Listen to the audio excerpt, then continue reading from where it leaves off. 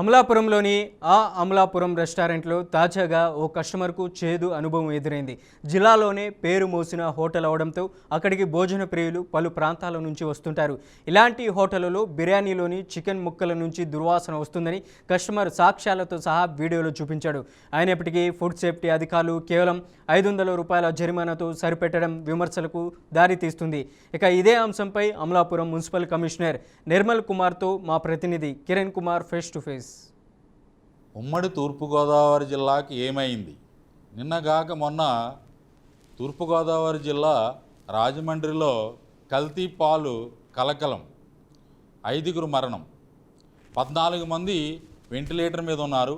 వాళ్ళ పరిస్థితి అగమ్యగోచరం. వాళ్ళ యొక్క తల్లిదండ్రుల యొక్క బాధ వర్ణనాతీతం. నిన్న అంబేద్కర్ కోనసీమ జిల్లాలోని ఒక ప్రముఖ హోటల్లో ఫుడ్డు అంటే నాసిరకం ఫుడ్డు, నిలవైపోయిన ఫుడ్డు అది విక్రయిస్తున్నారని ఒక వ్యక్తి తీసి దాన్ని సోషల్ మీడియాలో పెట్టడం. నిజంగా అది కల్తీ జరిగితే ఆ కుటుంబం పరిస్థితి ఏంటి? దీని మీద బీఆర్కే గ్రౌండ్ రిపోర్టు ఫ్రమ్ ఉభయ గోదావరి జిల్లాల నుంచి. ఈరోజు మన అంబేద్కర్ కోనసీమ జిల్లాలో ఉన్నటువంటి ఈ అమలాపురం సెంటర్లో ఒక ప్రముఖ హోటల్లో జరిగినటువంటి సంఘటన మీద ఇక్కడ ఉన్నటువంటి మున్సిపల్ కమిషనర్ గారు నిర్మల్ కుమార్ గారు ఉన్నారు. ఆయన అడిగి మరిన్ని విషయాలు తెలుసుకుందాం మనం. సార్ నమస్తే సార్. సార్ చెప్పండి, ఇక్కడ అమలాపురం కేంద్రమైనటువంటి అమలాపురంలోనే ఒక ప్రముఖ హోటల్లోనే హైజెనిక్ ఉపయోగించాలి, కానీ అక్కడ ఒక సోషల్ మీడియాలో అక్కడ నిలవైపోయిన మాంసాన్ని విక్రయిస్తున్నారని వాళ్ళు సోషల్ మీడియాలో పెట్టడం జరిగింది. ఏంటి సార్, దాని మీద ఏమైనా చర్యలు తీసుకున్నారా? దాని మీద ఏమైనా రైడింగ్ చేస్తారా మీరు? ముందుగా బీఆర్కే న్యూస్ ప్రేక్షకులందరికీ నా హృదయపూర్వక నమస్కారాలు. నేను నిర్మల్ కుమార్వి, అమలాపురం మున్సిపల్ కమిషనర్గా చేస్తున్నాను. సో 24 ఫిబ్రవరి 2026న ఒక టెలిఫోనిక్ కాల్ అన్నది మా మున్సిపల్ కార్యాలయంలో ఉన్నటువంటి CCC సెంటర్కి రావడం జరిగింది. రిగార్డింగ్ ఆహార భద్రతా నియమాలని ఒక హోటల్లో వాళ్ళు పాటించట్లేదని చెప్పని దాని మీద ఇమీడియట్గా మా ఏఈ ఎన్విరాన్మెంటల్ ఎవరైతే ఉన్నారో ఏఈ ఎన్విరాన్మెంటల్ అదేవిధంగా శానిటేషన్ ప్రాపర్ ఇంప్రూవ్మెంట్ కన్నా చూపించకపోతే ఫర్దర్ వాళ్ళకి ఇచ్చిన మున్సిపాలిటీ పరంగా ట్రేడ్ లైసెన్స్ ఏదైతే ఉందో ఆ ట్రేడ్ లైసెన్స్ని రద్దుపరిచి వాళ్ళ మీద చట్టపరమైన మిగతా తదుపరి చర్యలు తీసుకోవడం జరుగుతుంది. గతంలో కూడా ఈ అమలాపురంలోనే ఒక ప్రముఖ హోటల్లో మండ్రకప్ప లాంటి ఒక కప్పను తిని ఒక వ్యక్తి మరణించడం జరిగింది. మరి ఇటువంటి వాటి మీద జరుగుతున్నప్పుడు మీ అధికారుల యంత్రాంగం ఏ విధంగా దీని మీద స్పందిస్తుంది సార్?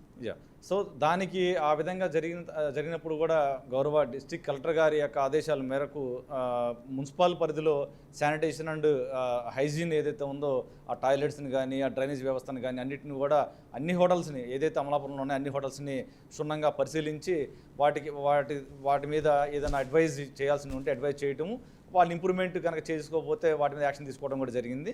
ఫుడ్ సేఫ్టీకి సంబంధించి తప్పకుండా మీరు ఫుడ్ సేఫ్టీ అధికారులని మీరు కనుక వాళ్ళని అప్రోచ్ చేస్తే వాళ్ళ దగ్గర ప్రాపర్ ఎక్విప్మెంట్స్ ఉంటుంది. ఆ ఎక్విప్మెంట్ తర్వాత ల్యాబ్ రిపోర్ట్స్ మీద వాళ్ళు యాక్షన్ తీసుకోవడం జరుగుతుంది సార్. ఈ అమలాపురం మున్సిపాలిటీ పరిధిలోనే రోడ్ల మీద విపరీతమైన ఫుడ్ కోర్ట్స్ వెలుస్తున్నాయి. వాటి మీద మీరు ఏమైనా వాటికి ఏమన్నా లైసెన్సులు ఇస్తారా, లేకపోతే వాళ్ళే పెట్టేసుకుని వీటిని ఏమైనా నడుపుతుంటుంటారా సార్? సార్ అటువంటి ఏవైతే ఉన్నాయో మున్సిపల్ యూఎల్బి పరంగా ఎక్కడైతే ఈ ఫుడ్ స్టాల్స్ కానీ ఇవి కానీ రోడ్ల మీద కనుక ఎక్కడైనా పెట్టుంటే కనుక ఆ ఫుడ్కి సంబంధించిన భద్రతా నాణ్యం ఏదైతే ఉన్నాయో వాటిని ఫుడ్ సేఫ్టీ అధికారులు పరిశీలించవలసి ఉంటుంది. మున్సిపాలిటీ పరిధిగా కమిషనర్ గారి ఆధీనంలో ఈ ఆసీలు అన్నది ఏదైతే ఉందో ఆసీల వరకు యూఎల్బి వసూలు చేస్తుంది. గతంలో మన తాతల నాటి కాలంలో 100 సంవత్సరాల మానవ జీవిత కాలం ఇప్పుడు 60 సంవత్సరాలకు పడిపోయింది. ఇది అంతటికి కారణం కల్తీ అంటున్నారు. ఒక ఎడ్యుకేటెడ్గా దీనికి మీరు ఇచ్చేటువంటి సలహా ఏంటి సార్? కల్తీ అన్నది అంటే ఇప్పుడు మీరు న్యూస్లో కూడా మనం చూస్తూనే ఉన్నాం సార్. దాంట్లో పాలల్లో కల్తీ అని, ఆహార పదార్థాల కల్తీ అనేది ఇవన్నీ వస్తూనే ఉన్నాయి. వీటన్నిటి కూడా ఈవెన్ దో మనం డిస్ట్రిక్ట్ యంత్రాంగం అప్రమత్తమై ఉంటుంది. ఎప్పటికప్పుడు ఫుడ్ సేఫ్టీ అధికారులు ప్రాపర్గా ఈ చెక్స్ అనేది కూడా చేస్తూనే ఉంటారు. ఇది ఇక్కడ పరిస్థితి. కల్తీ అనేటువంటిది విపరీతంగా ఉంది. దాని మీద ఎప్పటికప్పుడు పర్యవేక్షణ చేస్తున్నాము. మేము మున్సిపాలిటీ పరిధిలోని పర్యవేక్షణ చేస్తున్నాము. అదే నిన్న జరిగినటువంటి ఈ సంఘటనలో అంటే ఈ ఏబిసిడి ఫుడ్ కోర్టు విషయంలో కూడా ఫైన్ విధించడం జరిగింది. దాన్ని ప్రాసెసింగ్లో భాగంగా ఫుడ్ సేఫ్టీ అధికారులకి అందించడం జరిగిందన్నారు.